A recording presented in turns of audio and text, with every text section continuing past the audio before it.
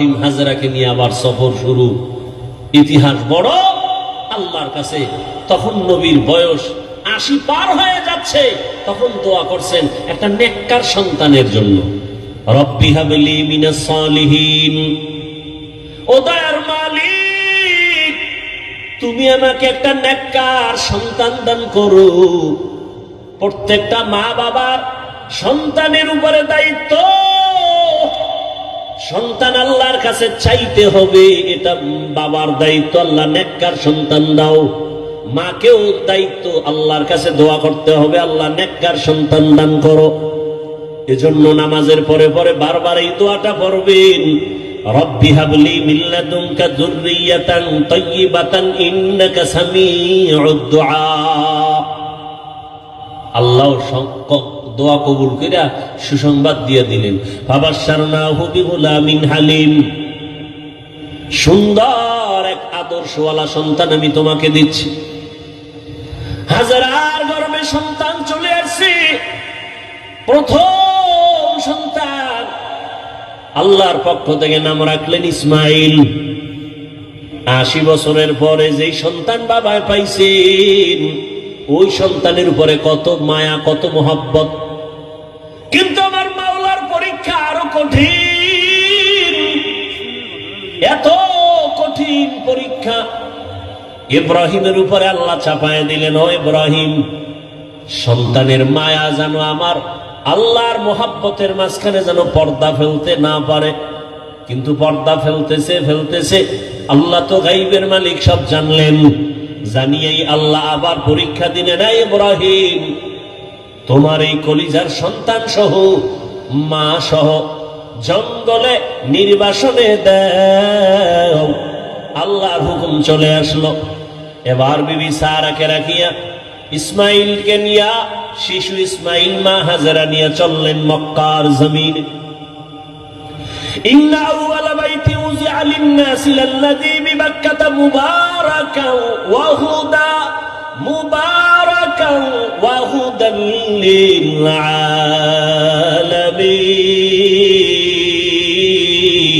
আলামিন। হেদায়েতের ঘর বানাইলেন আমার আল্লাহ। কোনো মানুষ নেই, জঙ্গল, পাহাড়, ওখানে নিয়ে গেলেন। কেমন পরীক্ষা দেখছেননি? কই নিয়ে যাইতেছে বলার অধিকার নাই, জবান বন্ধ, ইশারা ইঙ্গিতে বলবে কিনা তাও ভয়। একজন নারী সৃষ্টিগতভাবেই দুর্বল, আবার সাথে শিশু বাচ্চা, আরো পেরেশানি। বাইতুল্লাহর পাশে সাফা মারওয়া, এখন যে পাহাড়ের মাঝখানে জঙ্গল, চতুর্মুখী ওখানে রাখলেন। রাইখা ইব্রাহিম নবী হাঁটা শুরু করছে। কইতন কই আইলাম, কই রাখতেছি, কেন রাখতেছি, কয়দিনের জন্য, কোন আওয়াজ নাই। আল্লাহর পরীক্ষা ইব্রাহিম, জবান খোলা যাবে না। ইব্রাহিম নবী তো যাইতেছে। হাজেরা পেরেশান হয়ে গেলে, ও পয়গম্বর, আমাদের আপনি কোথায় রাখেন? জবাব নাই। কই যান?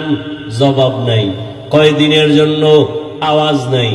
শেষ সময় পিছন দিক দিয়া মা হাজেরা ইব্রাহিম নবীর আঁচলটা ধরে বললেন, দাঁড়ান, আপনার কথা বলবেন না, ঠিক আছে, তো এইটা শেষ সময় বইলে যান।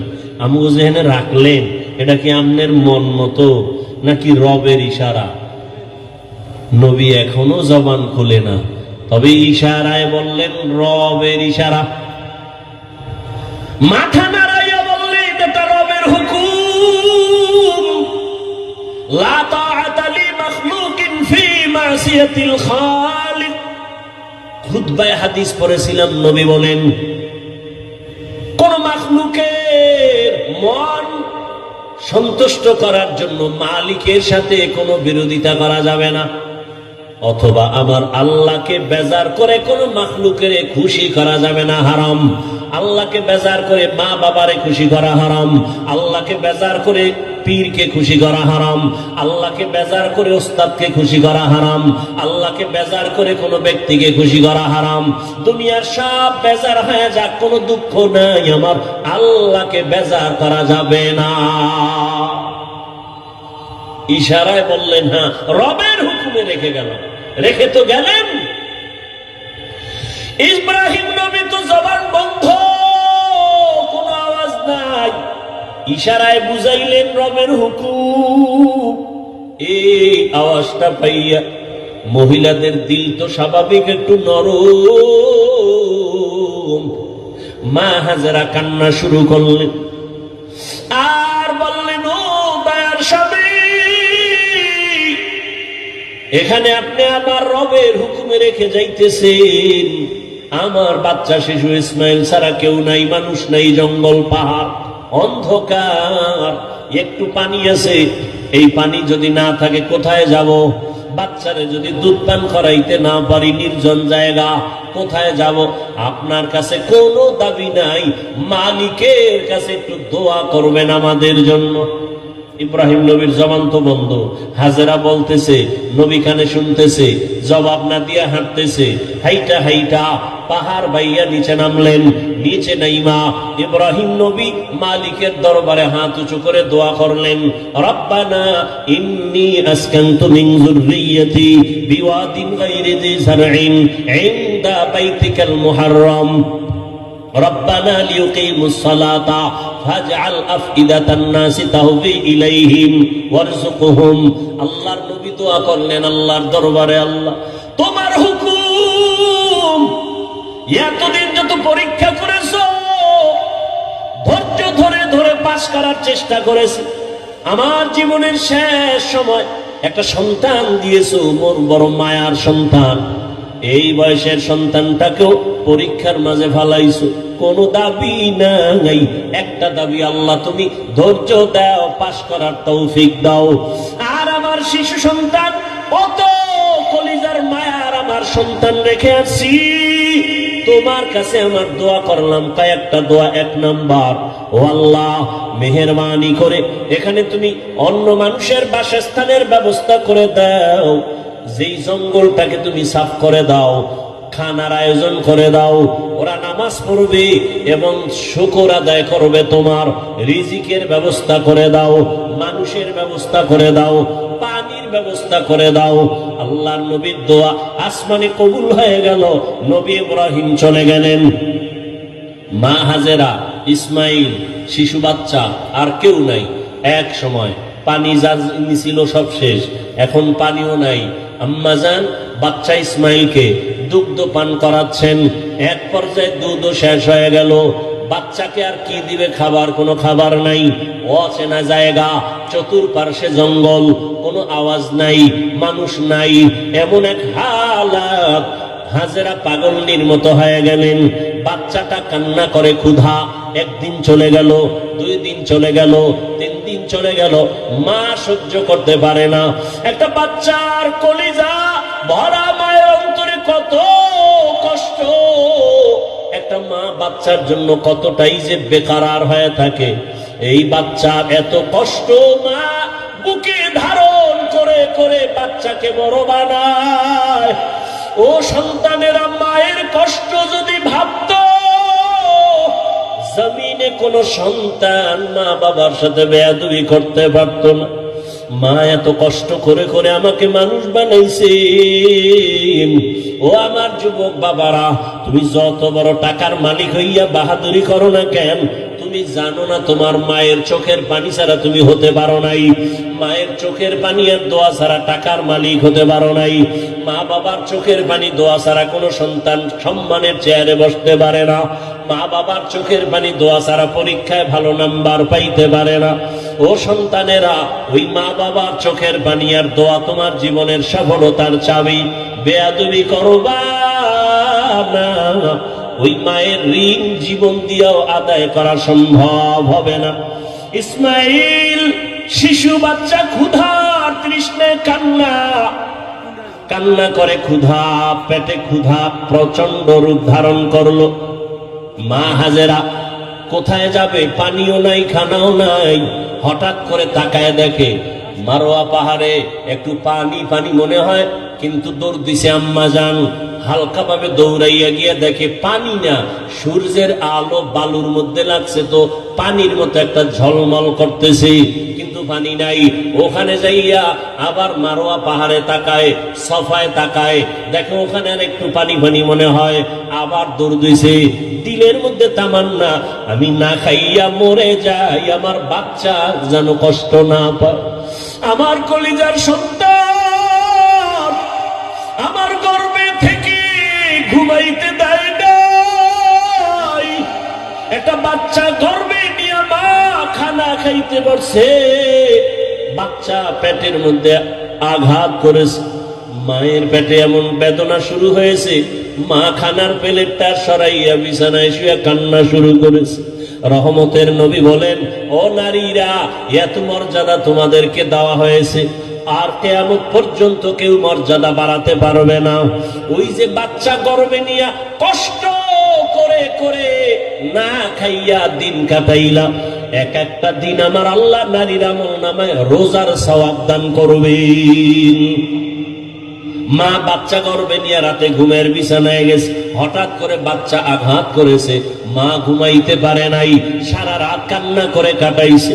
আল্লাহর নবী বলেন, একটা মা বাচ্চা গর্ভে নিয়ে রাত ঘুমাইতে পারে না, আল্লাহ তাআলা ওই মায়ের আমল নামায় কদরের রাতের সওয়াব আল্লাহ দান করবেন। এত মর্যাদা নারীদেরকে আল্লাহ দান করেছেন। আজকে যারা বলে ইসলাম নারীর অধিকার দেয় নাই, মর্যাদা দেয় নাই, এদের মতো চরিত্রহীন মুসলমান, ইসলামের দুশ্মন, মানবতার দুশ্মন জমিনে আর কেউ নাই। মা হাজেরা দৌড় দিলেন ভাই দুই পাহাড়ের মাঝে, দৌড় দিলেন কয়েকবার। এই যে দৌড় আল্লাহর কাছে খুব ভালো লাগছে। আল্লাহ পাক কিয়ামত পর্যন্ত আইন বানায় দিলেন, বিধান বানায় দিলেন। এই মক্কার হাজিরা, হজ করতে যদি যাও, আমার হাজেরা যেই পাহাড়ে 7টা চক্কর লাগাইছে, হাজি যদি হজ করতে গিয়া সাফা মারওয়ায় আমার হাজেরার মতো চক্কর না দাও, আমি কোন হাজির হজ কবুল করব না। নবীজি বাইতুল্লাহ তাওয়াফ কইরা যখন চক্কর দিতে গেছে সাফা মারওয়ায়, নবী শেষ বয়সে হজের সময় খুব কষ্ট লাগছে, আল্লাহর কাছে কয় মনে মনে, ও আল্লাহ, তুমি আমারে, হাজেরা দৌড় দিছে, যদি মায়ে দৌড়টা না দিত আমাকে কষ্ট লাগতো নি। আল্লাহ পাক জানায় দিলেন, নবী, আমার কাছে ভালো লাগছে হাজেরার দৌড়, শুধু আপনি না, কিয়ামত পর্যন্ত যত মানুষ আসবে বাইতুল্লাহ হজে আসবে, এই সাফা মারওয়ায় যদি দৌড় না দেয়, একজন আর হজ কবুল করা হবে না। পাগলের মতো দৌড়াও, মাওলার দরবারে গিয়া মাওলার আশিক হইয়া যাও। চুলগুলো এলোমেলো, সাবান লাগানো যাবে না, হাজি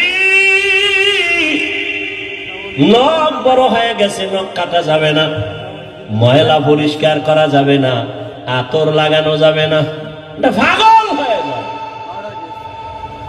মাওলার দরবারে পাগলামি, কার পাগল? জোরে বলো। এটা বুঝার মতো যাবো মেধা নাই, ওরাও পাগল। ওরাও কি? ওরা দুনিয়ার পাগল, ওরা আখেরাতের পাগল না। এজন্য ওরা বুঝে না যে মাওলার পাগল কেমনে হয়। ওখানে গিয়া পাগলামি, মাওলা পাকের মুহাব্বতের আশিক, আশিক মাশুক কি চায় সেইটাই দেওয়ার জন্য পাগল। প্রেমিকা আমার কাছে কি চায়, প্রেমিকটা খুশি রাখার জন্য তাই করে। বন্ধু কোন রঙের জামা পরে, আমার ওই জামা লাগবে, তো বন্ধুর মোহাব্বত আরো বাড়বে। টুপি মাথায় দেওয়া যাবে না, গেঞ্জি গায়ে রাখা যাবে না, সাদা কাপড়, মরার আগে মরণের কাপড় পেঁচাও। এইবার সবার এক আওয়াজ, কে ফকির, কে ধনী, কে শিক্ষিত, কে অশিক্ষিত, সবার এক পোশাক, এক আওয়াজ, সব এক দরবারের ভিক্ষুক, সবার আওয়াজ এক, লাব্বাইক আল্লাহুম্মা লাব্বাইক, লাব্বাইক লা শারীকা লাকা লাব্বাইক, ইন্নাল হামদা ওয়ান নি'মাতা লাকা ওয়াল মুলক লা শারীকা লাক। আপনাদের কষ্ট হয় মনে হয়? আর একটু সামনে যাব, শেষ করে দেই কথাগুলো। ভাইয়েরা আমার, উঠা বসা করলেন মোনাজাত দিয়ে দিন। আমি এটা পারবো না, কারণ কষ্ট, আপনি যদি আমাকে মূল্যায়ন না করেন আমার দরকার কি বয়ান করা। ভাইরা আমার, মা হাজেরা দৌড়াচ্ছেন আর চোখের পানিগুলো পড়তেছে, ওদিকে ইসমাইল বাচ্চাও কান্না করে। বাচ্চা কান্না করলে দেখবেন ওদের পা গুলো লাফায়নি, দেখছেন আপ ডাউন করে, তো বাচ্চার পা লাফাচ্ছে। হঠাৎ করে পানির ফোয়ারা শুরু হয়ে গেছে।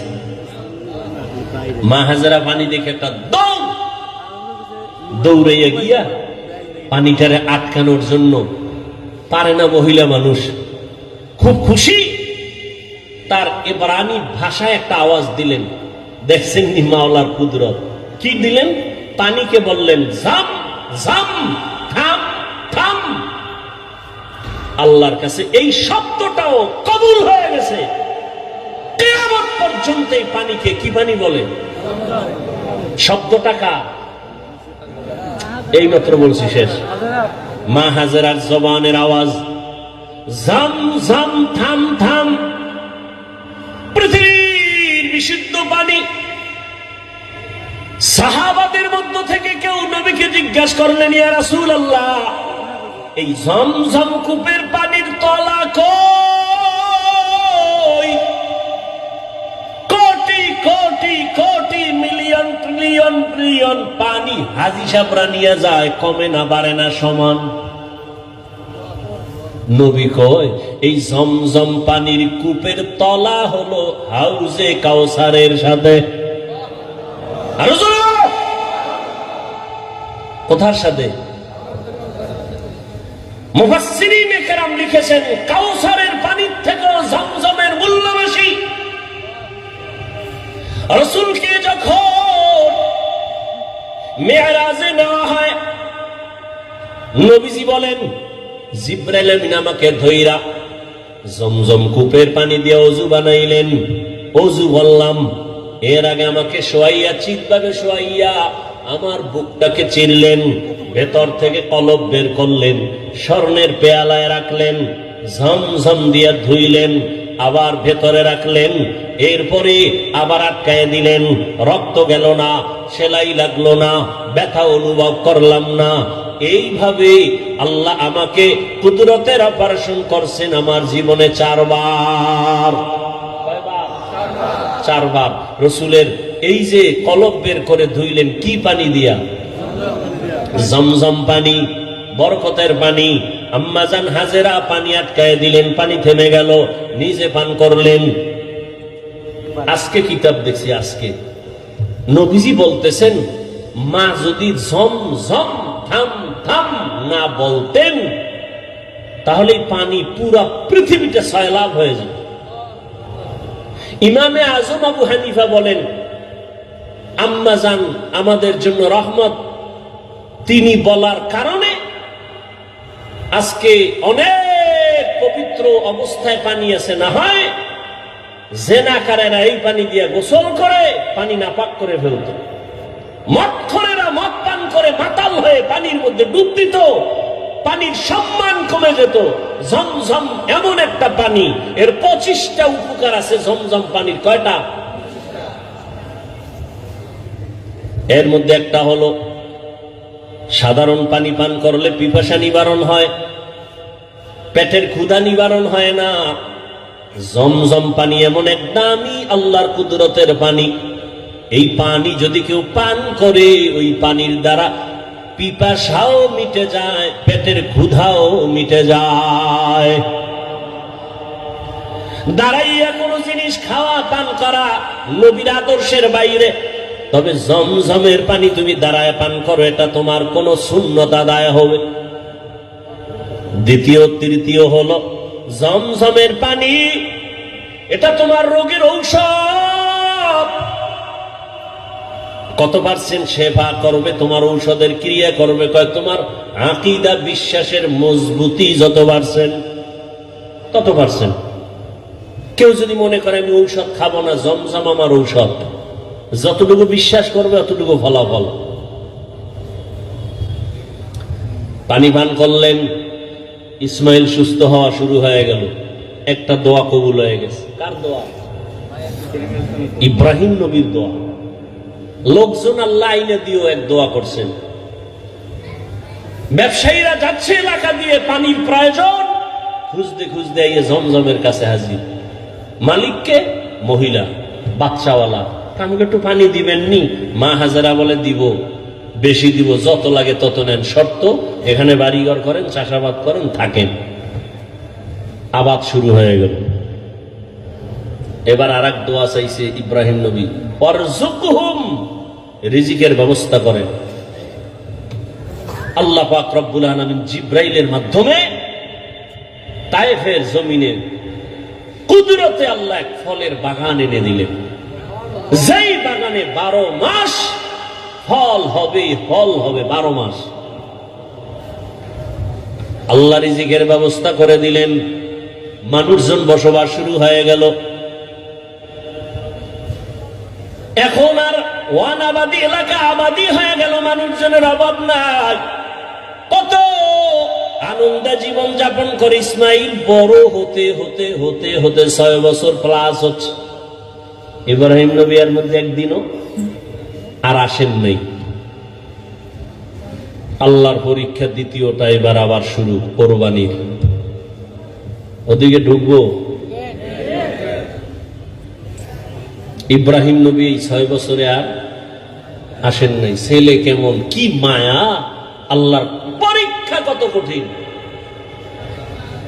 ইব্রাহিম নবী এই জিলহজ মাস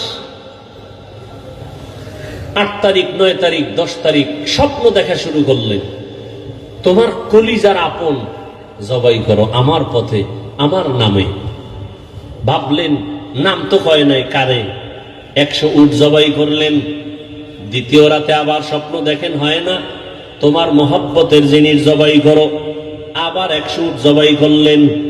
ফাইনালে নবী তো বুঝতে পেরেছেন আমার জীবনের কলিজার আপন আমার ইসমাইল ছাড়া আর কেউ না। আল্লাহর হুকুম হয়ে গেছে, ইসমাইলকে জবাই করার জন্য বাবা এবার রেডি হয়ে গেলেন। একটা ছুরি আর একটা রশি গোপনে নিয়ে রওনা হলেন মক্কা নগরীতে ইসমাইলকে জবাই করার জন্য। কারো কাছে কিছু বলা যাবে না। এলাকায় গিয়া দেখে সেই এলাকা তো এখন আবাদি, সুন্দর বাড়িঘর, মানুষজন, মাঠে বাচ্চারা খেলতেছে। একটা ডাক দিয়ে কয়, এই এনি ইসমাইল আছেন? ইসমাইল? বাচ্চারা কয়, ইসমাইলকে বুঝলাম না। একজনে কয়, হ্যাঁ আমি চিনি। ইসমাইল কোথায়? ওরা বাড়ি আছে, নিকা আছে। ও সবাই বড় বড় ঘর, কিন্তু ইসমাইল যেই ঘরে থাকে একটা ছোট ঝুপড়ির মতো। ইব্রাহিম নবী যত কদম বাড়ায় কলিজাটা কেমন যেন ফেটে যাইতেছে, মায়া আর মায়া চুম্বকের মতো। আমার কলিজার আপন, এত আদরের সন্তানের এতদিন আমি পাই নাই। যত সামনে যায় তত ইব্রাহিমের কলিজাটা দুর্বল হয়ে যায়। ঘরের দরজায় ইসমাইলের পাইয়া ডাক দিছে, বাবা আসো। কিন্তু ইসমাইল চেনে নাই লোকটাকে। ঘরের মধ্যে দৌড় দিছে। আল্লাহর নবী সালাম দিলেন, আসসালামু আলাইকা ইয়া আহলাল বাইত। ঘরের মধ্যে ঢুকে যখন হাজেরা দেখলো, সালাম নিয়ে কান্না শুরু করলো, চোখের পানি, হৃদয় হৃদয় ভাঙ্গা কান্না। ইসমাইলের মা কয়, চিনোনি বাবা? এই তোর বাবা ইব্রাহিম। বাবার কাছে যাও, দূরে থাকিও না। মালিকের কঠিন পরীক্ষার ইসমাইল, এই তোর বাবা নবী ইব্রাহিম। বাবা সন্তানের পাইয়া বুকে জড়াইয়া কান্নার আওয়াজ, এমন মায়ার কান্না শুরু হয়ে গেল। নবী আবার চিন্তা করলেন, না জানি আবার মায়ার কারণে পরীক্ষায় ফেল করি। নবী বললেন, হাজেরা দেরি করার সময় নাই, জবাই করতে নিব তাও তো বলা যাবে না। নবী কৌশল করে বললেন, ও হাজেরা, ইসমাইলের সুন্দর করে সাজাইয়া দাও। মালিকের দাওয়াতে যাব। মা হাজেরা তো ভাবছেন দুনিয়ার কোন মালিক দাওয়াত দিছে সেখানে যাবে। মা হাজেরা বুঝতে পারেন নাই যে আসল মালিক দাওয়াত দিয়েছে। মা হাজেরা এতটুকু বুঝা দুনিয়ার মালিকের দাওয়াতে যাবে, বাবার সাথে যাবে। মা বড় আনন্দিত হইয়া ইসমাইলের এমন সুন্দর করে সাজায় দিলেন। এবার ইসমাইলের নিয়ে বাবা রওয়ানা। বাবা সামনে হাঁটে, ইসমাইল পেছনে পেছনে হাঁটে। মা দুঃখিনী দরজার কিনারায় দাঁড়ায় দাঁড়ায় সন্তানের দিকে তাকায় থাকে।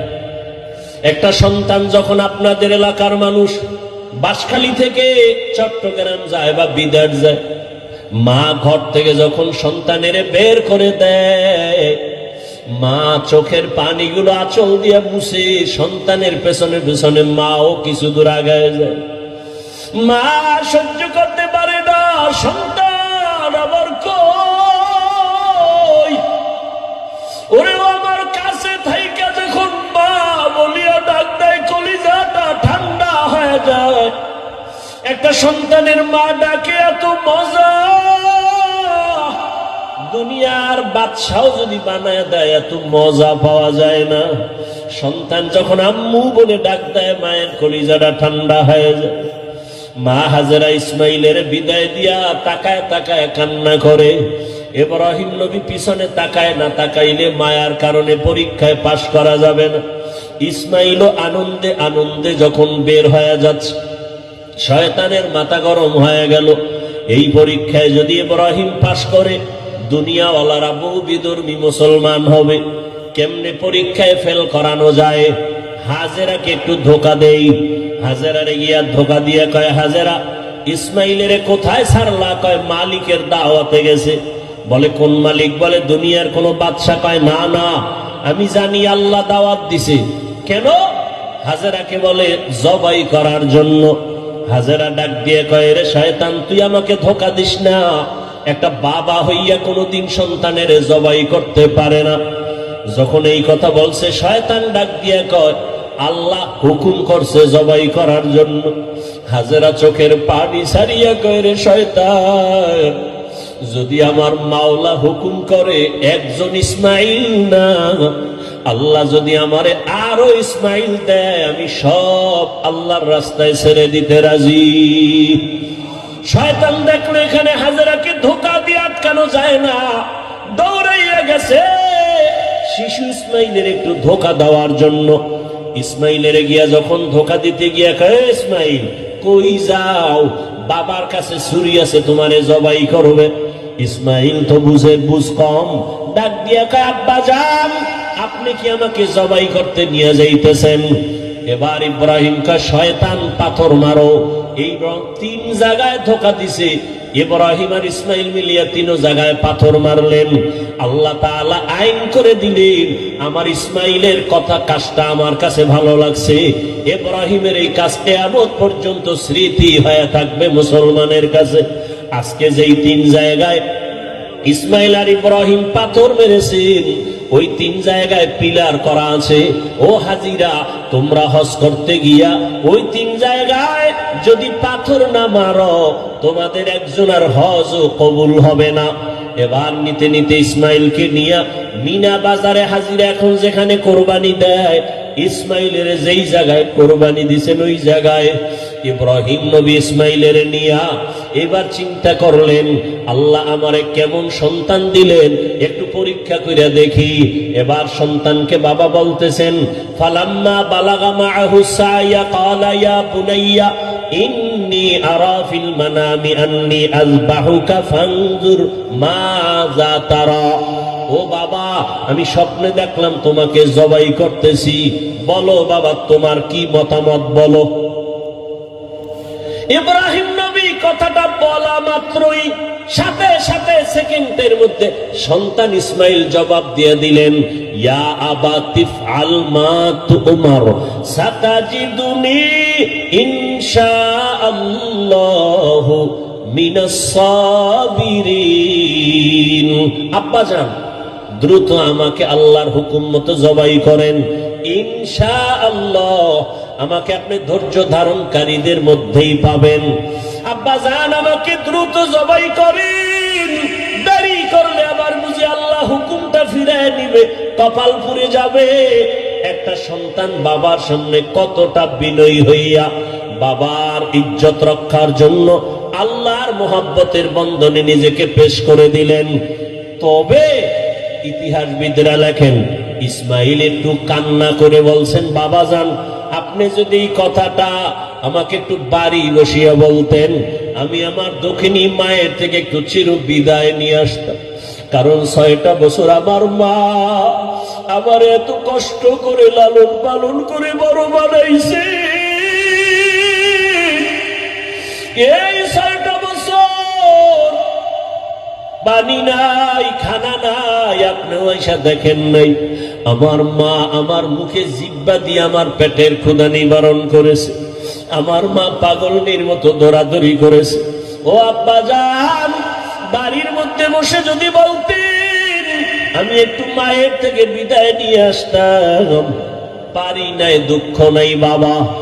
আমাকে এখানে জবাই করিয়া আমার রক্তমাখা পোশাকটা মায়ের কাছে নিয়ে যাবেন। আম্মা জান আমাকে না দেখা যদি বলে আমার ইসমাইল কই, আপনি আব্বা রাগ করে আমার মাকে কিছু বলবেন না। আমার আম্মা জানকে একটু সান্ত্বনা দিয়া বলবেন ইসমাইল সালাম জানাইছে, আল্লাহ যদি কবুল করে হাসরের ময়দানে মোলাকাত হয়ে যাবে। আব্বা জান আর আপনার কাছে দাবি, আমাকে জবাই করার আগে আপনি আমার হাত পাও রশি দিয়ে বাঁধেন। কারণ জবাই করতে গিয়া আমার হাতে পায়ে নাড়াচাড়া যদি আপনার শরীরে লাগে বেয়াদবি হবে, আল্লাহ বেজার হয়ে যাবে। আব্বা জান আপনি কাপড় দিয়ে আপনার চক্ষু দুইটা বেঁধে নেন।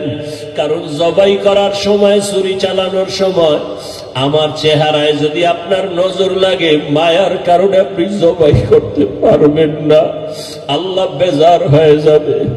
আব্বা জান আমি শুয়া পড়লাম, তাড়াতাড়ি আমার গলায় ছুরি চালান। ইব্রাহিম নবী ইসমাইলের শোয়াইয়া যখন ছুরিটা চালাইতে চায়, আমার মাওলার কুদরতি অন্তরে এত মায়া,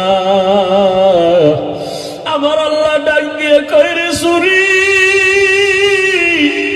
আমার ইসমাইলের একটা পশমের ক্ষতিও যেন তোমার দ্বারা না হয়। আল্লাহর হুকুমে ছুরি কোন কার্যকারিতা করে না, একটা পশমও কাটে না। ইব্রাহিম নবী এবার পাথরের উপরে আঘাত করলেন, ছুরি দিয়া পাথরটা আলাদা হয়ে গেল। ইসমাইলের ডাক দিয়ে কয় বাবা এইবার ফাইনাল রেডি হও, তোমার জবাই করার সময় রক্ত আমার হাতে না লাগা পর্যন্ত ছুরি চালাইতেই থাকবো, না হয় আমি ছুরি চালানো বন্ধ করব না। এবার ইসমাইলকে শেষবারের মতো শোয়াইয়া ছুরি যখন চালাবে, রক্ত হাতে না লাগা পর্যন্ত ছুরি চালানো বন্ধ করবে না বলিয়া ইব্রাহিম নবী নিয়ত করে ফেললেন। ইসমাইলকে শোয়াইয়া দিলেন, আর যখন ছুরি চালাবে আল্লাহ পাক রব্বুল আলামিনের কুদরতি অন্তরে এত মায়া, জিবরাইলের ডাক দিয়ে কয় জিবরাইল, আমার ইব্রাহিমের ওয়াদা এমন ত্যাগ আর নিয়ত যে রক্ত না লাগা পর্যন্ত ছুরি চালানো বন্ধ করবে না। আমি তো ইসমাইলের জবাই চাই না, আমি চাই আমার হুকুমের জন্য কতটুকু তারা ত্যাগ স্বীকার করলো। আমার মোহাব্বতের পরীক্ষা চাইছি, আমি ইসমাইলের জবাই চাই নাই। আমার হুকুম মতো প্রশ্ন ছাড়া যখন তারা দুজনে রেডি হয়ে গেল, আমার পরীক্ষা হয়ে গেছে, আর লাগবে না।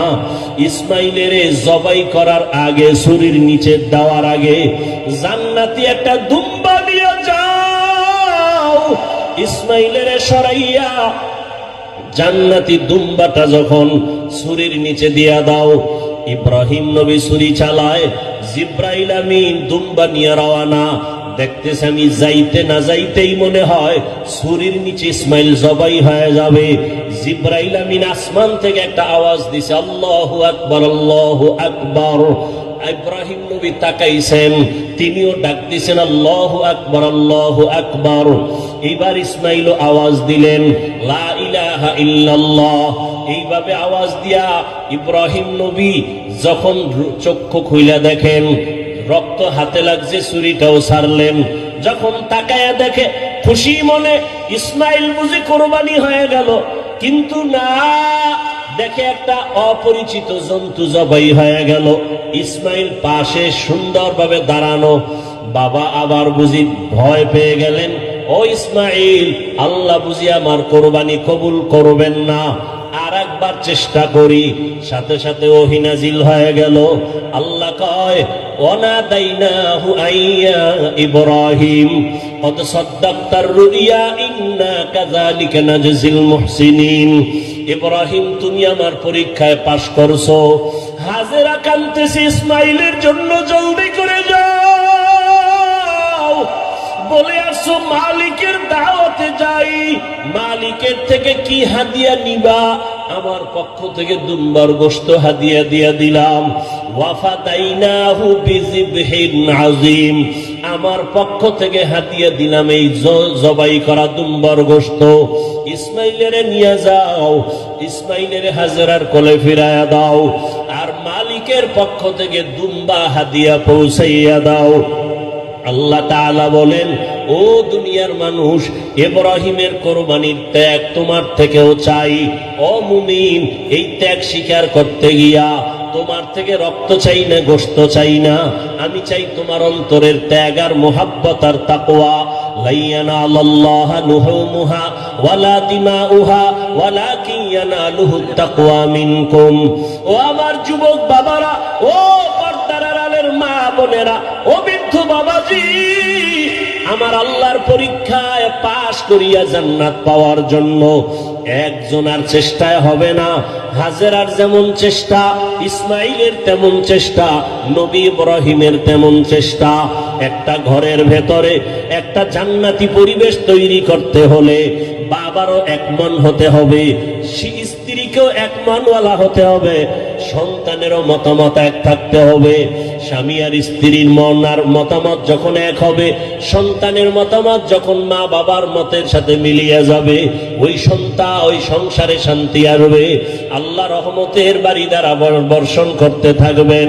ও আমার যুবক বাবারা, ও পর্দার আড়ালের মা বোনেরা, আম্মাজান হাজেরা যদি নিজের থেকে সহযোগিতা না করতেন, ইব্রাহিম নবী পাশ করতে পারতেন না। ইসমাইলও যদি বাবার কথায় একমত না হইতেন, পরীক্ষায় পাশ করা যাইত না।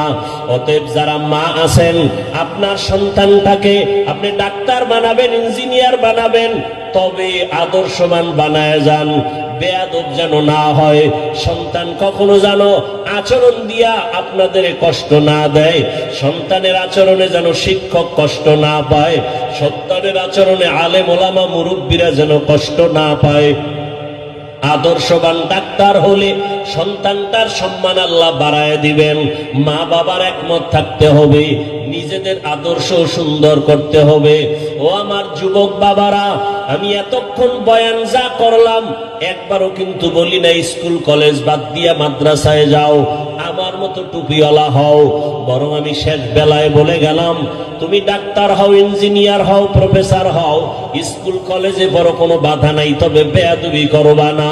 মা বাবার দোয়া নিও, শিক্ষকের দোয়া নিও, ওলামায়ে কেরামের দোয়া নিয়ে আদর্শ ডাক্তার হইও। মা বাবার সাথে যদি বেয়াদবি করে বরদোয়া নেও, মরার আগে পঙ্গু হয়ে যাবা, কপাল পুড়ে যাবে। শিক্ষকের সাথে যদি বেয়াদবি করে বরদোয়া নাও, লেখাপড়ার জীবন থেকে ধ্বংস হয়ে যাওয়া। আলেম ওলামার বরদোয়া নিয়ে যদি চলো, বেয়াদবি করো, তোমার চরিত্র নষ্ট হয়ে যাবে। এই তিন জায়গার দোয়া নিয়ে চলিয়া ডাক্তার হও, জীবন সফলতার দরজা খুলে দিবে। তুমি ইঞ্জিনিয়ার হলো, তুমি সফল ইঞ্জিনিয়ার হবা, দুনিয়ার সবাই তোমাকে মোহাব্বত করবে, সম্মান করবে।